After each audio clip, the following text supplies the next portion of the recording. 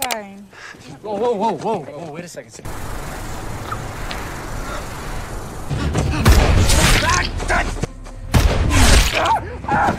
Hai guys, terima kasih telah klik video ini.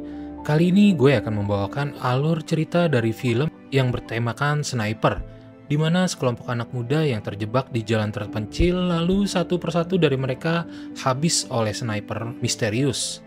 Seperti apa kengeriannya? Oke, kita langsung ke filmnya. Film dibuka dengan sekelompok 6 anak muda yang sedang melakukan perjalanan bersama dengan mobil sewaan melalui jalan pedesaan terpencil. Dalam perjalanan, tiba-tiba satu ban mobil meledak secara misterius, dan mereka terpaksa berhenti di pinggir jalan untuk menggantinya. Fine. Whoa, wait a second. Salah satu dari mereka yang bernama Jody mengalami benturan yang sangat keras sehingga mengalami pusing. Temannya pun memberikan es batu agar pusing-pusingnya cepat hilang. Lalu seorang wanita cantik yang bernama Sarah melakukan selfie untuk yang terakhir kalinya.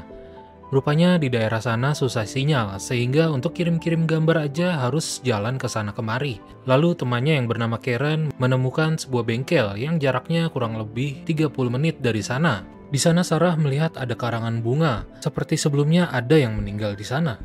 Lalu para pria sibuk mengganti ban. Karena cuaca juga yang sangat panas, jadi para ladies mengadem di balik mobil sambil ngobrol-ngobrol santai. Setelah ganti ban, Jeff ngelihat ada peluru yang sebelumnya bersarang di bannya. Kemudian Todd melihat bannya jalan gelinding sendiri. Lalu Sarah dikagetkan dengan Jeff yang kepalanya udah berlubang, terkena timah panas.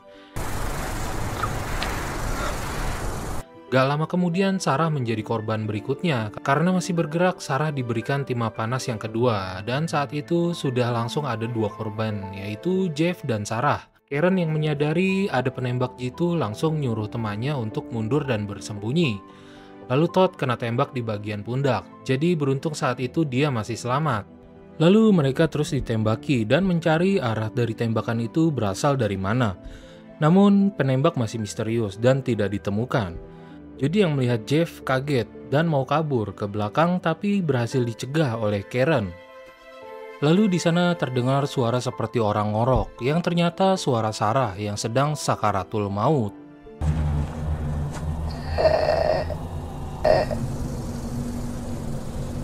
Todd marah-marah kepada penembak di sana yang hampir aja dia nampakin diri, namun berhasil dicegah oleh Karen.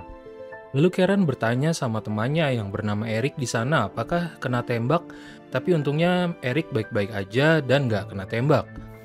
Jody ngira hidupnya akan berakhir, dan lagi-lagi Karen terus menyemangati dan bilang bahwa tembakannya dari jauh dan menggunakan supresor yang memperlambat laju peluru, sehingga nggak bisa nembus mobilnya.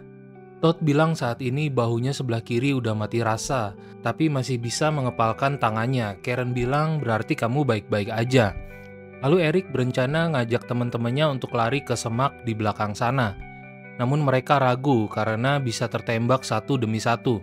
Karen berencana telepon polisi di belakang karena tadi dia dapat sinyal di sana. Lalu Todd coba telepon polisi sambil pakai tongsis, namun ini yang terjadi. Dial 911! Lalu Todd berencana untuk menetralkan koplingnya agar bisa dimundurkan. Dan Karen melakukan distraksi dengan mengangkat hoodie-nya sebagai umpan. Meskipun Todd udah lemas karena bahunya luka, tapi mereka berhasil untuk menetralkan kopling mobil tersebut. Jody dan Eric yang merekam kejadian dengan HP berhasil mengetahui titik lokasi keberadaan sniper tersebut di sebuah pohon di depan sana. Kemudian Todd mengambil alat perkakas untuk bisa diambil tutupnya agar bisa melindungi tangannya. Lalu Todd menetralkan gigi mobil, namun sayangnya meskipun tangannya udah di cover, dia kena tembak lagi. Ketika mobil didorong, Todd harus merangkak agar nggak kena tembak. Karena yang dorong cewek mereka nggak kuat, dan Jody harus tercecer. Kemudian Eric yang mau nyusul mereka malah kena tembak 2 kali.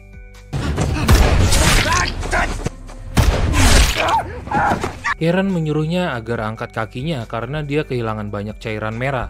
Lalu mengikat kakinya dengan gespernya untuk menghentikan pendarahan. Kemudian Eric pun pingsan.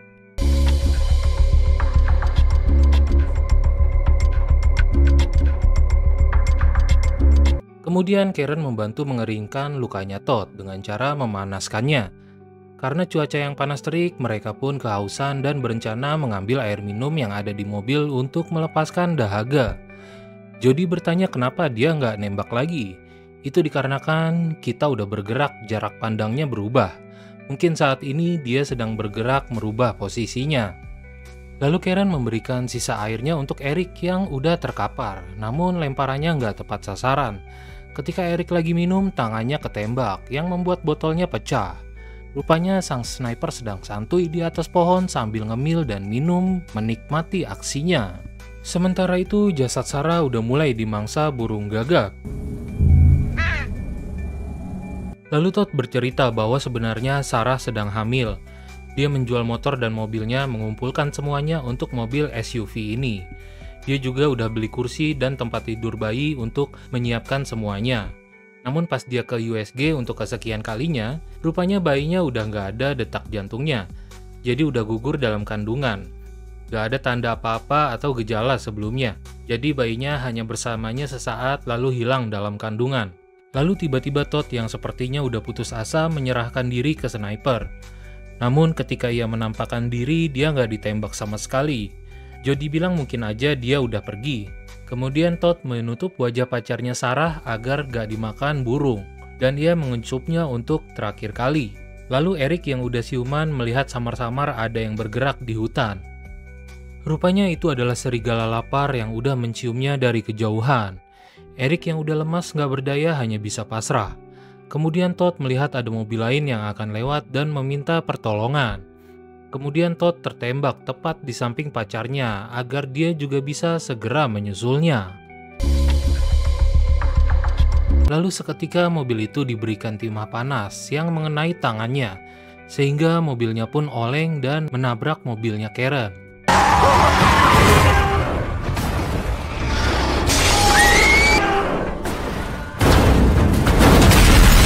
Kecelakaan itu dengan seketika menghempaskan anaknya keluar mobil. Karen memperingatkannya agar tetap di balik mobil namun ia nggak dengar, sehingga ia tertembak oleh sniper.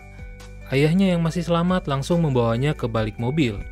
Sang ayah menyuruh Karen agar menyelamatkan anaknya yang masih ada di pinggir jalan. Karen menyuruhnya agar segera menelpon polisi.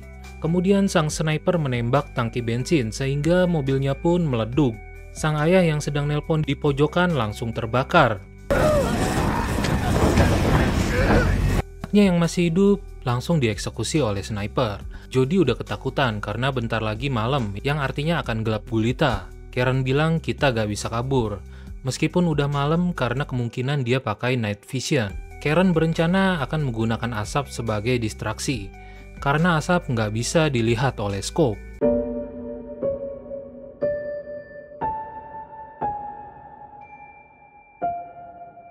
Pas malam hari, sniper udah siaga dengan night vision-nya. Karen dan Jody kempesin ban mobil dan robekin jok mobilnya. Dia juga minum air yang masih tersisa. Kemudian mereka menuangkan bensin dan membakar mobil itu. Sniper itu menembaki mobilnya karena mengira mereka kabur. Lalu datanglah secercah harapan karena ada mobil polisi yang datang. Polisi itu juga datang dengan senjata lengkap. Polisi itu meminta bantuan ke kantor pusat karena sasaran nggak kelihatan. Namun saat sedang nelpon, polisi itu terkena timah panas dan membuat dia menginjak pedal gas sehingga mobilnya nyelonong maju. Lalu satu persatu polisi itu dieksekusi oleh sang sniper. Selagi sniper itu sibuk dengan polisi, Karen mengajak Jody untuk kabur. Namun Jody gak mau. Ketika Karen kabur sendirian, dia kena tembak dan tinggallah Jody seorang diri. Jody langsung kabur ke mobil polisi itu dan terjadilah baku tembak antara polisi dan sang sniper. Lalu polisi yang bersenjata sniper terkena timah panas dan harus meregang nyawa. Kemudian polisi satu lagi dengan PD-nya langsung maju dan ngelawan, alhasil langsung KO. Dan saat ini Jody tinggal by one dengan sang sniper. Dengan gagah berani, Jody langsung nabrakin mobilnya ke pohon tempat sniper itu bersarang meskipun bahunya udah kena. Lalu sniper itu pun jatuh dari sarangnya. Sniper itu nyangkut dengan posisi kebalik, sementara snipernya jatuh dan langsung diambil Jody. Tapi sayangnya senjatanya macet, tapi akhirnya Jody bisa tarik pelatuknya dan sempat menembaknya beberapa kali. Karena sniper itu masih hidup dan senjatanya macet, akhirnya senjatanya dibalik dan digetokkan ke kelapanya. Setelah sniper itu meregang nyawa, Jody ngelihat ada tanda di senjatanya, seperti tanda seberapa banyak korbannya, yang membuatnya semakin marah dan memukulnya sekali lagi. Namun naas bagi Jody, ketika senjatanya digunakan untuk memukul, secara gak sengaja sniper itu menyemburkan peluru yang mengenai lehernya, sehingga keduanya, baik sang sniper maupun Jody, nggak ada yang selamat.